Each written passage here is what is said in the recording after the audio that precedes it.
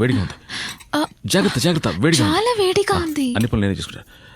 ఒంటరిగా ఉండటం వల్ల అన్ని పనులు నేనే చేసుకుంటాను. నూడిల్స్ లో చాలా వెరైటీలు చేసుకోవచ్చు. Vegetable, chicken. నూడిల్స్ వేడి నీళ్ళ వేసి తీయటం వంట. నువ్వు తినిపించవా? నేనా?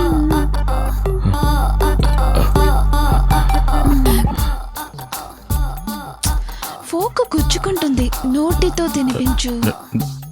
నోటితోట? నోటితో పెట్టడం నాకు రాదు. నేను చెప్పిస్తాను.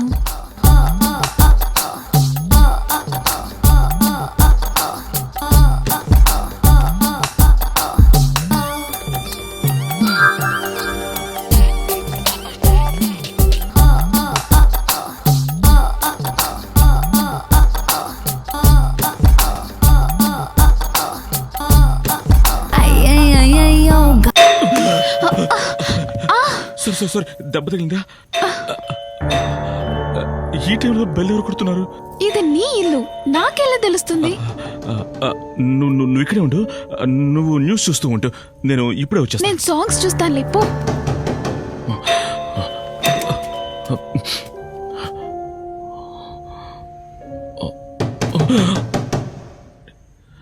తలుపు తీ రమేష్. రమేష్, తాతయ్యకి చాలా సీరియస్ గా ఉంది రమేష్.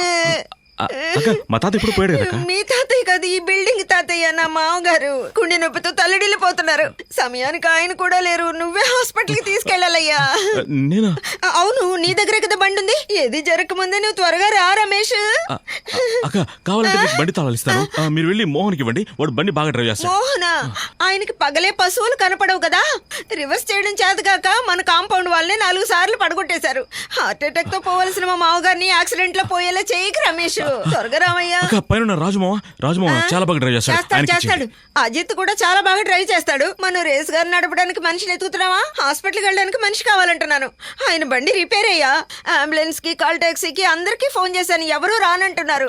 నువ్వు వెళ్ళాలి ప్లీజ్ రమేష్. ఏం బాబు, లోపల ఎవరైనా గెలుస్తున్నారా? ఏమన్నా చూస్తున్నావా? సగంలోనే వదిలేసి రావడానికి మనసు రావడం లేదా? సగంలోనే పోయారంటే నేను తట్టుకోలేను రమేష్.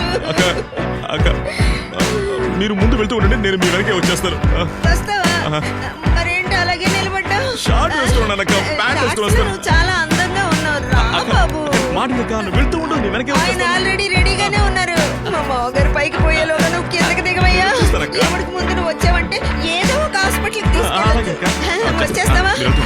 మంచి పిల్లలు, తప్పకుండా వస్తాడు.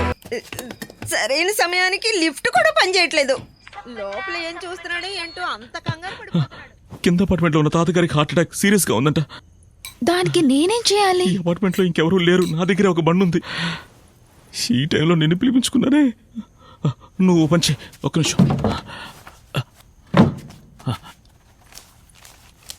4, 5. ఇదిగో నీకు ఇవ్వాల్సిన డబ్బులు. ఏం జరగలేదు కదా, మరి ఎందుకు పేమెంట్? నీ సమస్య కదా, నా సమస్య. నేను చూసుకుంటాను. ఇదిగో ఉంచుకో, బయలుదేరు.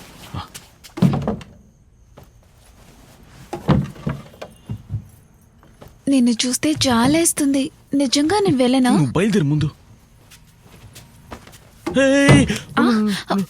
ఏమైంది? నువ్వెలా వెళ్తావు? కింద అందరూ బయటే ఉన్నారుగా. నేను ఇక్కడ ఉండాలా వెళ్ళాలా? వద్దు, వెళ్ళొద్దు. నువ్వు పంచే, నువ్వు నూడిల్స్ ఉంటే ఇక్కడే ఉండు. పక్కనే హాస్పిటల్, నేను వెళ్ళి వెంటనే వచ్చేస్తాను. అప్పుడు ఇంకో ఛాన్స్ ఉంది. అదంతా తర్వాత చూసుకుందాం కానీ నువ్వు వచ్చి తలుపేసుకో, నేను బయట గడిపెట్టి వెళ్తాను. నువ్వు నూడిల్స్ తింటూ టీవీ చూస్తుండు. న్యూసే కదా షో.